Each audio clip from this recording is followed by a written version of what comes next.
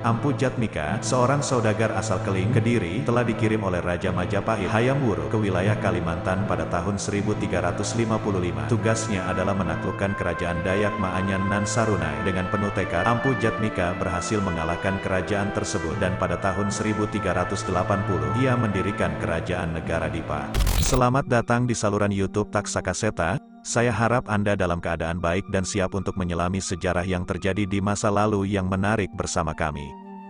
Di sini, kami akan menjelajahi berbagai topik sejarah dan berbagi kisah-kisah sejarah yang luar biasa. Jangan ragu untuk berinteraksi melalui kolom komentar dan jangan lupa untuk tekan tombol subscribe, agar tetap terhubung dengan konten-konten menarik di masa mendatang.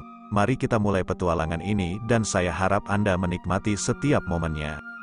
Sejarah seringkali menyimpan kisah menarik yang mempertemukan kebijaksanaan, kesetiaan, dan perubahan yang mendalam. Salah satu contohnya adalah perjalanan kerajaan negara Dipa yang berakar di pedalaman Kalimantan Selatan. Terlepas dari catatan sejarah yang mungkin terasa kering, cerita ini mencerminkan petualangan, pengorbanan, dan transformasi yang tak terlupakan. Kisah dimulai dengan kerajaan negara Dipa yang berada di bawah kekuasaan kerajaan Kuripan, terletak di Kecamatan Danau Panggang, Hulu Sungai Utara, Kalimantan Selatan. Raja Kerajaan Kuripan pada saat itu adalah seorang yang sangat mencintai Ampu Jatmika, hingga menganggapnya sebagai anak sendiri. Ampu Jatmika, seorang saudagar asal Keling, Kediri, telah dikirim oleh Raja Majapahit, Hayam Wuruk, ke wilayah Kalimantan pada tahun 1355. Tugasnya adalah menaklukkan kerajaan Dayak Maanyan nan Sarunai. Dengan penuh tekad, Ampu Jatmika berhasil mengalahkan kerajaan tersebut, dan pada tahun 1380, ia mendirikan kerajaan negara Dipa. Saat itu, negara Dipa masih tunduk pada kerajaan Kuripan yang telah ada sebelumnya. Namun, setelah kematian Raja Kerajaan Kuripan, tahtanya diserahkan kepada Ampu Jatmika. Ia pun mengubah nama kerajaan Kuripan menjadi negara Dipa pada tahun yang sama. Ibu kota kerajaan negara Dipa saat itu terletak di Candi Agung, yang berada di sekitar hulu Sungai Bahan. Setelah Ampu Jatmika turun tahta, kepemimpinan negara Dipa beralih ke tangan Lambung Mangkurat dari tahun 1380 hingga 1387. Lambung Mangkurat berhasil memperluas wilayah kerajaan negara Dipa, yang kini merentang dari Tanjung Silat hingga Tanjung Puting. Selain itu, kerajaan ini juga memiliki wilayah bawahan yang dikenal dengan sebutan wilayah Sakai. Setiap wilayah Sakai dipimpin oleh seorang mantri Sakai, dan pencapaian Lambung Mangkurat tercatat dalam Hikayat Banjar. Namun, kisah ini tidak berhenti di sini. Lambung Mangkurat memiliki seorang putri bernama Junjung Buih yang dipersiapkan untuk meneruskan kepemimpinan kerajaan negara Dipa. Junjung Buih kemudian menikah dengan seorang bangsawan Majapahit, dan bersama-sama mereka memerintah negara Dipa. Setelah pernikahan itu, suami Junjung Buih memegang gelar Maharaja Suryanata. Namun, seperti banyak cerita epik, segala hal harus berakhir. Kerajaan negara Dipa pun berubah nama menjadi Kerajaan Daha, mengakhiri babak baru dalam sejarah yang penuh warna dari wilayah ini. Cerita yang mengesankan tentang Ampu Jatmika, seorang saudagar kaya asal Keling. Menurut Verbeek pada tahun 1889 dan Munoz pada tahun 2009, Keling merupakan wilayah bawahan dari Majapahit, terletak di barat daya Kediri.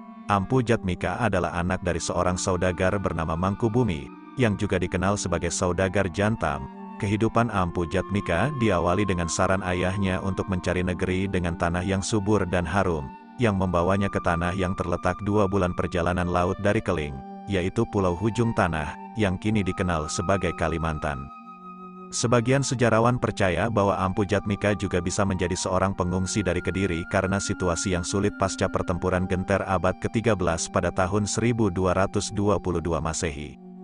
Ada juga pendapat bahwa ekspedisi Ampu Jatmika ke Kalimantan mungkin merupakan bagian dari kebijakan ekspansionis Hayam Wuruk pada tahun 1355, saat ekspedisi ketiganya menyerang kerajaan Dayak Maanyan nan Sarunai yang mengamalkan agama Kaharingan. Beberapa pertempuran penting tercatat, seperti pertempuran pertama pada April tahun 1358 dan pertempuran kedua pada Desember tahun 1362. Serangan-serangan ini, yang dikenal sebagai Nan Sarunai Usak Jawa oleh suku Dayak Maanyan, mengakibatkan runtuhnya kerajaan Nan Sarunai. Setelah sukses dalam ekspedisinya, Ampu Jatmika mendirikan kerajaan negara Dipa yang mengikuti kepercayaan Hindu pada tahun 1387.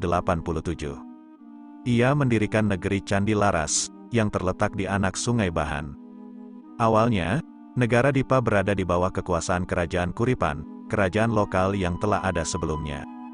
Namun, Ampu Jatmika kemudian memerintahkan pembesar Tumenggung Tatajiwa untuk memperluas wilayah dengan menaklukkan daerah-daerah seperti Batang Tabalong, Batang Balangan, Batang Pitap, dan daerah perbukitan yang dihuni oleh suku Dayak Meratus. Selain itu, pembesar Arya Megatsari juga diperintahkan untuk menaklukkan daerah Batang Alai, Batang Labuan Amas, Batang Amandit, dan daerah perbukitan sekitarnya. Ibu kota kerajaan negara Dipa berpindah dari negeri Candi Laras ke negeri Candi Agung, sebuah candi kuno di hulu Sungai Bahan. Menurut tutur candi, Raja Kuripan yang tidak memiliki keturunan mengangkat Ampu Jatmika sebagai anak dan pewaris tahta Kuripan. Walaupun sebenarnya Ampu Jatmika hanya menganggap dirinya sebagai penjabat raja, Sakai, dengan gelar Maharaja di candi. Daerah-daerah seperti negeri Kuripan, negeri Candi Laras, negeri Candi Agung, dan negeri Batung Batulis serta Baparada, Balangan, yang disebutkan dalam Hikayat Banjar Resensi II. Itulah wilayah-wilayah awal dari kekuasaan kerajaan negara Dipa. Empu Jatmika, yang berasal dari kelompok Waisya, pedagang, awalnya membuat patung dewa dan dewi dari kayu jati di Candi Agung sebagai simbol raja yang disembah oleh rakyat. Namun, patung tersebut rusak dan kemudian digantikan oleh patung gangsa yang dibuat oleh para pengrajin Tiongkok. Perlu dicatat bahwa dalam perkembangan selanjutnya, nama Kuripan menjadi perdebatan dengan negara Daha. Keraton di Amuntai diidentifikasi sebagai Tanjung Puri pada saat itu, dan daerah negara Dipa adalah bandar utamanya. Namun, setelah negara Dipa menjadi keraton dan pusat pemerintahan baru, bandar dipindahkan ke negara Daha, dan kemudian ke Muara Bahan, Marabahan. Dalam perjalanan penuh gejolak ini, kerajaan negara Dipa mencerminkan perubahan besar yang membentuk peta sejarah Kalimantan Selatan. Ampu Jatmika, dengan latar belakangnya yang kaya, memimpin sebuah perjalanan luar biasa yang membawa perubahan dan kejayaan ke wilayah tersebut. Ampu Jatmika, penguasa pertama negara Dipa, memiliki dua anak, Ampu Mandastana dan Lambung Mangkurat, yang juga dikenal sebagai Lembu Mangkurat, yang diyakini merupakan tokoh Dayak Maanyan bernama Dambung Mangkurap. Sebelum Ampu Jatmika menghembuskan napas terakhir, dia memberikan instruksi kepada kedua anaknya yang unik. Mereka diperintahkan untuk membuang patung gangsa yang menjadi simbol raja ke laut dan tidak lagi memerintah karena mereka adalah keturunan Waisya. Ini adalah momen penting yang membawa perubahan besar dalam sejarah negara Dipa, karena Ampu Jatmika memerintahkan anak-anaknya untuk mencari raja sesungguhnya. Lambung Mangkurat kemudian mengambil alih pemerintahan sebagai Ratu Kuripan, yang menjadi penguasa kedua negara Dipa. Selama masa pemerintahan Lambung Mangkurat, wilayah negara Dipa berkembang luas, merentang dari Tanjung Silat hingga Tanjung Puting. Kerajaan ini juga memiliki daerah-daerah bawahan yang disebut wilayah Sakai, masing-masing dipimpin oleh seorang mantri Sakai. Wilayah-wilayah Sakai ini mencerminkan pemerintahan Lalawangan pada masa Kesultanan Banjar. Selanjutnya, perpindahan ibu kota kerajaan dari Candi Laras, Margasari, ke Candi Agung, Amuntai, merupakan langkah penting dalam sejarah negara Dipa. Sesuai saran ayahnya, Lambung Mangkurat menjalani masa bertapa di sungai, khususnya di tempat bernama Luhak Bagaya. Disinilah muncul Putri Junjung Buih, yang konon muncul dari Buih. Menurut penelitian J.J. Ras, Putri Junjung Buih adalah putri Ngabehi Hilir dan diyakini memiliki keturunan Dayak. Putri Junjung Buih kemudian diangkat sebagai Raja Putri di negara Dipa dan dipersiapkan sebagai jodoh bagi seorang pangeran yang dijemput khusus dari Majapahit, yaitu Raden Putra yang kemudian bergelar Pangeran Suryanata I. Pernikahan antara Pangeran Suryanata yang melambangkan Pangeran Matahari dengan Putri Junjung Buih menjadi lambang persatuan langit dan air dalam kepercayaan lokal Kaharingan. Putri Junjung Buih, yang dianggap sebagai manifestasi Jata atau Tambun, penguasa alam bawah tanah yang diibaratkan sebagai naga maharaksasa penyangga bumi, melambangkan keseimbangan alam. Selama masa kejayaannya, kerajaan negara Dipa terkenal sebagai penghasil intan yang sangat berharga, menciptakan warisan yang mengilhami kisah-kisah luar biasa yang akan diwariskan kepada generasi berikutnya. Dalam perjalanan epik kerajaan negara Dipa, ada kisah menarik tentang cinta, takdir, dan perubahan yang ajaib. Ini adalah cerita tentang Putri Junjung Buih dan Lambung Mangkurat, sang Mahapatih yang menjadi pemimpin berikutnya setelah Ampu Jatmaka, pendiri negara Dipa. Atas permintaan ayahnya, Ampu Jatmaka, Lambung Mangkurat memimpin dengan cemerlang. Namun, ketika Putri Junjung Buih, yang belum menikah pada saat itu, semakin dekat dengan dua putra Ampu Mandastani, yaitu Bambang Patmaraga dan Bambang Sukmaraga, Lambung Mangkurat merasa cemas akan malapetaka yang bisa datang. Sesuai pesan dari ayahnya, bahwa penguasa bukan keturunan raja akan membawa bencana, Lambung Mangkurat mengambil langkah drastis dengan membunuh kedua keponakan itu, dan istri Bambang Patmaraga, yang memilih untuk melakukan bela pati, bunuh diri, di sekitar wilayah candi. Setelah insiden tragis ini, Lambung Mangkurat memutuskan untuk pergi ke Jawa.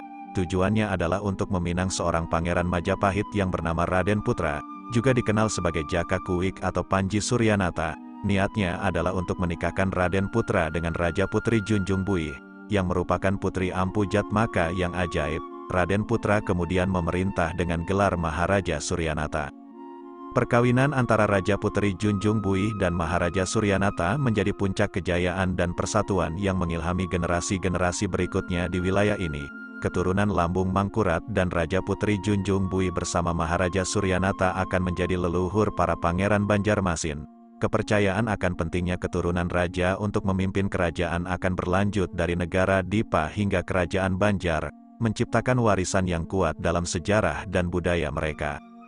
Beberapa sejarawan berpendapat bahwa Maharaja Suryanata, yang juga dikenal sebagai Kuda Banjaran Sari atau Cakranagara, adalah pangeran Majapahit yang dikirim ke Banjarmasin sebagai penguasa sekitar tahun-tahun 1437 sampai tahun 1438 Masehi, 1360 Saka. Namanya dalam beberapa sumber disebut sebagai Panji Suranata. Ini adalah titik awal perjalanan yang menarik yang membawa perubahan dan harmoni ke wilayah ini, menciptakan fondasi yang kuat untuk masa depan yang cerah. Terima kasih telah menonton video kami di saluran YouTube Taksakaseta. Kami harap Anda menikmati cerita sejarah yang kami bagikan. Jangan lupa untuk selalu mendukung saluran kami dan aktifkan pemberitahuan agar tidak ketinggalan video menarik lainnya. Sampai jumpa di petualangan kisah-kisah sejarah selanjutnya. Salam pecinta sejarah dari Taksakaseta.